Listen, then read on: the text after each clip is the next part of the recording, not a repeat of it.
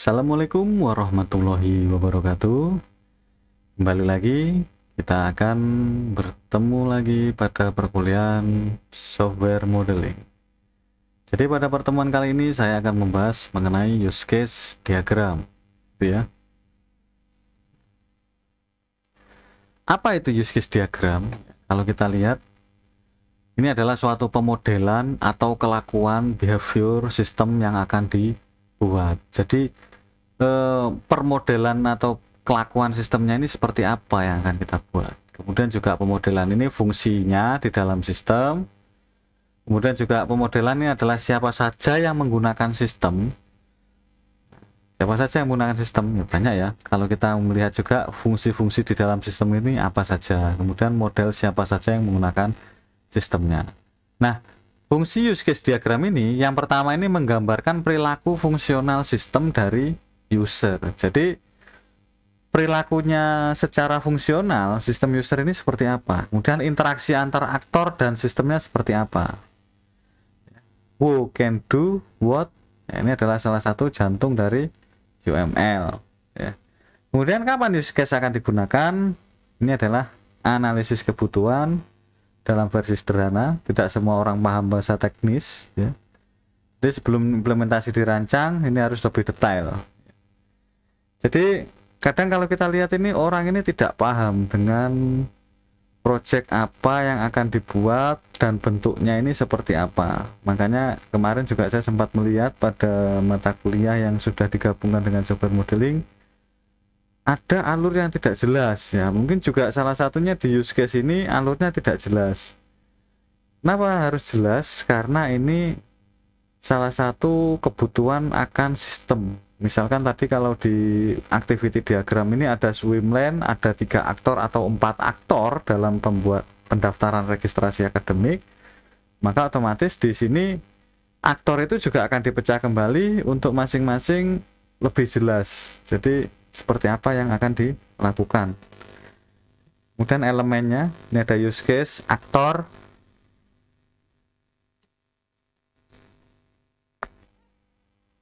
kemudian ada boundary, ada relationship ya. Nah, sampai sini kita akan coba buka bab lainnya. Nah, sini. Di sini kalau kita lihat, kita masuk pada lanjutan yang kemarin, ada use case diagram. Jadi use case diagram ini menjelaskan aktor-aktor yang terlibat dari perwalian, karena ini kita mencontohkan perwalian ya. Besok kalau Anda membuat project, harusnya Anda sudah jelas di sini. Ini nanti di use case diagram, ini perwaliannya siapa, di mana tugas setiap aktor ditunjukkan pada gambar di atas. Jadi pada sistem perwalian ini melibatkan 4 aktor, antara lain aktor akademik, mahasiswa, DPA, dan bidang keuangan. Para aktor akademik berhubungan dengan penjadwalan di mana modul ini terdapat master mata kuliah, dosen, mahasiswa, dan ruangan yang dipergunakan dalam penjadwalan perkuliahan. Sedangkan pada aktor mahasiswa dan dosen pembimbing akademik berhubungan dengan perwalian di mana mahasiswa mengisi memperbaiki KRS, sedangkan DPA menyetujui KRS mahasiswa. Sudah sesuai apa belum? Ini ya, seperti yang sudah kita lakukan selama ini. Pada aktor keuangan, ini hubungannya sama keuangan, di mana terdapat pengecekan keuangan mahasiswa dan pemberian dispensasi keuangan. Nah, kalau kita lihat, ini saya zoom lebih dalam ya. Nah, atau mungkin bisa lanjut di sini ya. Nah, ini di use case-nya.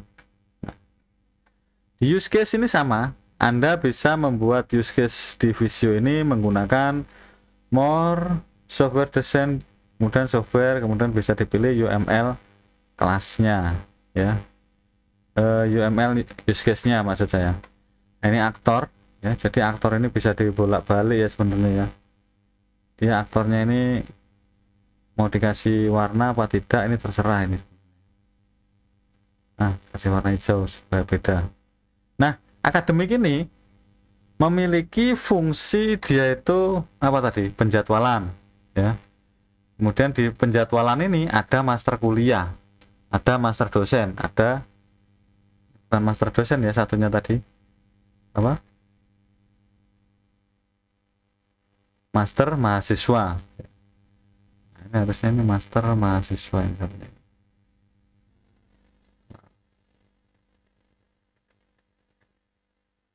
Nah, kemudian dari sini ini ada akademik, ada bidang keuangan atau bagian keuangan atau Mbak Fitri lah istilahnya ya, bisa kalian kenal selama ini.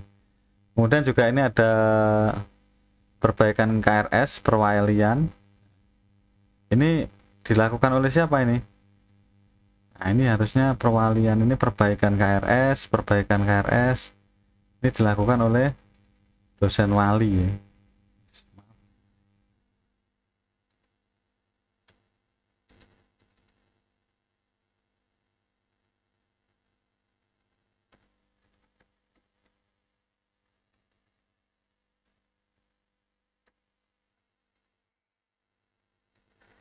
Ini harusnya dosen wali, kemudian bisa ditarik use case ke sini ya, perbaikan KRS, ada perwalian, pengisian KRS ya, kemudian juga diperbaiki. Ini ada sistem perwaliannya, setelah dijadwalkan extend, ini artinya bisa dilakukan, bisa tidak gitu ya. Kayak master dosen, master mahasiswa. Nah, jadi dari penjadwalan ini bisa dilakukan atau ada suatu pilihannya, ya atau tidak. Kemudian juga sistem perwalian ini di bagian keuangan, ini include dispensasi, juga extend pengecekan keuangan. Jadi pengecekan keuangan ini bisa dilakukan atau tidak. Nah, dispensasi ini hanya suatu tambahan, apakah di dispensasi atau tidak, itu ya. Ini juga ada extend, ada perbaikan KRS. Ini harusnya ini ada dosen wali ya. Ada akademik, mahasiswa, dosen pembimbing, keuangan. Ini harusnya yang satunya ini adalah mahasiswa ini ya. Master dosen, master mata kuliah, kemudian bisa dilihat lagi. Di sini master dosen, master mata kuliah. Ini ada mata kuliahnya, master mahasiswa ya, mata kuliahnya. Nah, kemudian aktor ini sebenarnya aktor dari ini mahasiswa ini. Nah, bisa jadi seperti ini. Yang satunya ini adalah pembimbing atau DPA.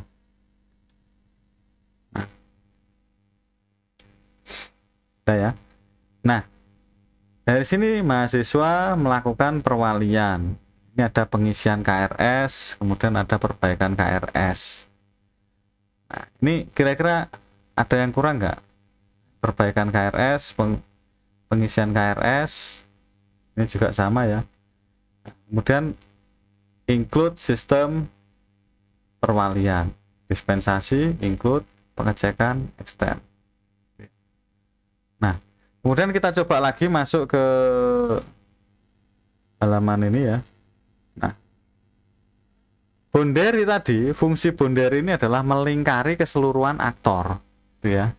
Jadi keseluruhan aktor itu dilingkari masuk ke dalam suatu sistem atau suatu lingkaran boundary. Sedangkan aktor itu harusnya ada di luar boundary. Jadi aktor itu di sini, di sini, di sini, dan di sini. Di dalamnya ini ya, ini use case-nya. Relationship ini relasinya.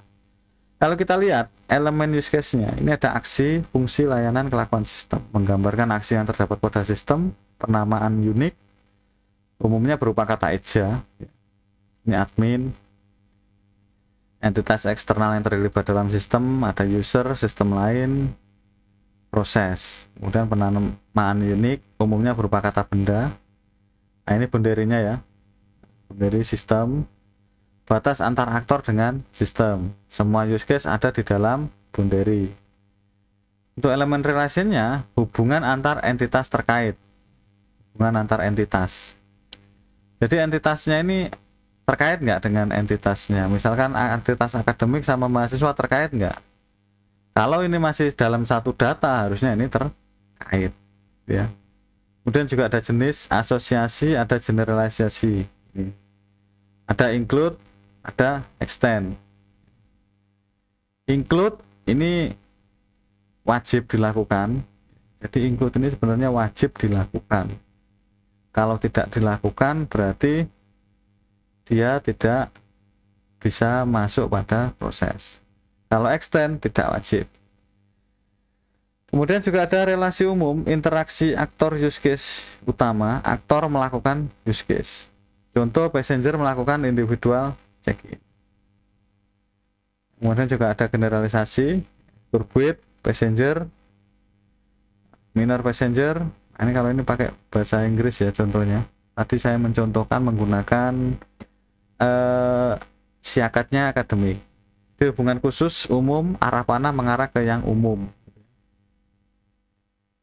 Kalau ini sebenarnya ini harusnya mengarahnya ke langsung sih. Passenger terdiri dari turguid.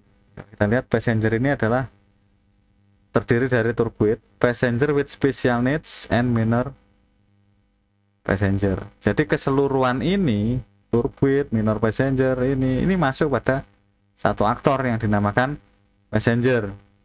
Individual check-in dapat dibedakan menjadi counter check dan kiosk check. Counter check dan kiosk check. Ini membedakan. Kemudian include hubungan atau kebutuhan ketergantungan. Suatu use case membutuhkan use case lainnya. Pasti dan selalu. Jadi kalau include ini pasti dan selalu. Jadi kalau nggak pasti berarti dia extend tipenya. Kemudian arah panah ke use case yang dibutuhkan. Grup check-in mengarah ke individual check-in yang dibutuhkan. Arah panahnya ke use case yang dibutuhkan. Berarti individual check-in ini dibutuhkan. Grupnya ya membentuk salah satu grupnya tadi. Check-in. Kemudian juga extend, hubungan tambahan. Suatu use case dapat melibatkan use case lain. Individual check-in, baggage check-in, atau bagasi check-in. Jadi setiap orang yang check-in belum tentu dia menaruh bagasi untuk melakukan check-in. Tapi yang namanya individual dia perlu check-in pada grupnya. Sifatnya opsional, arah panah ke use case yang dilibatkan. Kemudian juga contoh baggage check-in dapat dilakukan saat individual check-in tidak selalu dilakukan. Nah ini kalau contoh kasusnya ya, sebuah mesin ATM dapat digunakan oleh nasabah bank untuk melakukan berbagai macam transaksi seperti pengecekan saldo, penarikan uang tunai, transfer dana. Nah, ini sebagai contohnya. Nah, ini solusinya kalau kita lihat sini adalah nasabah mengecek saldo, penarikan uang, transfer dana, dan juga setor tunai. Ini adalah entitas yang saling berkaitan. Nah, kemudian penarikan uang memiliki dua cara.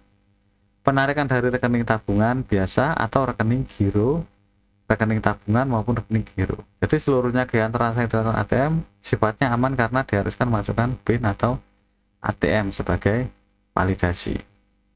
Nah, use case-nya kalau kita lihat sini. Ini contoh lain ya, contoh lain selain di akademi. Nasabah melakukan pengecekan saldo. Include validasi. Validasinya apa? ATM berupa PIN. Jadi ketika mau ngecek saldo, wajib menginkludkan ATM atau PIN. Gitu ya. Kalau mau setor tunai juga sama, wajib menginkludkan ATM PIN. Mau transfer juga include ATM PIN. Tarik tunai include ATM PIN. Nah, untuk sumber tabungan, tarik tunai ini kan ada dua sumber. Yang pertama ada sumber tabungan, ada sumber giro. Transfer juga sama. Transfer ini ada sumber tabungan dan juga sumber giro. Gitu ya. Jadi kalau mau ditarik tunai, mau tarik tunai lewat apa? Sumber tabungan atau sumber giro. Ini ada dua sumber. Nah, karena kedua pilihan ini tidak perlu dilakukan, atau misalkan ini adalah suatu pilihan apa ya? Istilahnya, ini pilihan yang bisa dilakukan atau tidak. Intinya dia tidak wajib. Maka di sini adalah extend. Kalau dia wajib, di sini adalah include. Validasi wajib include. Ini wajib extend. Ya. Nah, kemudian kita coba kembali lagi pada halaman yang pertama.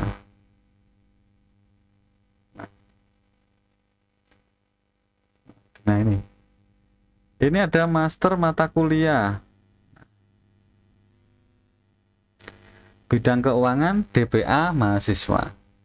Kalau kita lihat sini mata kuliah ini penjadwalan. Jadi akademik melakukan penjadwalan ini, dia bisa melakukan master kuliah atau menambahkan mata kuliah, menambahkan dosen, dan juga menambahkan mahasiswa. Namun, atau juga di sini dia bisa menambahkan ruang. Namun di sini sebelum dia melakukan penjadwalan, harusnya dari semua sistem, rata-rata sistem, ini harus ada validasinya. Entah validasinya menggunakan username dan password, atau mungkin tambahan lagi, captcha, dan lain-lain. Ini harusnya ada. Berarti kemungkinan di sini bisa kita tambahkan satu sebagai bentuk validasi kalau ingin lebih kompleks ya. Nah, ketika kita nambahkan satu validasi, artinya yang jadi master utama dia akan mengarah ke validasi. Perwalian master utama dia juga akan mengarah ke validasi. Gitu ya. Kemudian dari pengisian FRS, perwalian, mahasiswa melakukan perwalian. Pengisian KRS ini extend, perbaikan KRS extend. Kenapa masuk extend? Padahal pengisian KRS ini adalah suatu kewajiban. Gitu ya, suatu kewajiban jika Anda ingin melakukan perkuliahan. Ini bisa dikatakan include. Ini syaratnya adalah bahwa di Stikom nggak ada cuti.